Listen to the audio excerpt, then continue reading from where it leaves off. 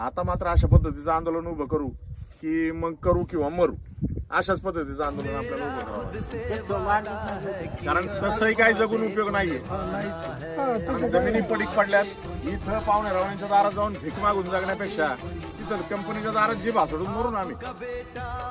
ह्या पाण्याविषयी की आम्ही बऱ्याच वेळा वाचा फोडण्याचा प्रयत्न केला, पण आता तुमचे विभागाचे माजी जिल्हा परिषद सेकंदरा पाचुनकर यांनी जो हा प्रश्न रसाला मांडलाय, कुठेतरी आम्हाला नेता भेटलाय आणि आम्हाला एक आधार भेटलाय की हा प्रश्न तडीच लागला पाहिजे. म्हणून मी दादाचं पण कौतुक करतो की त्यांनी हा प्रश्न रसाला लागलेला आहे.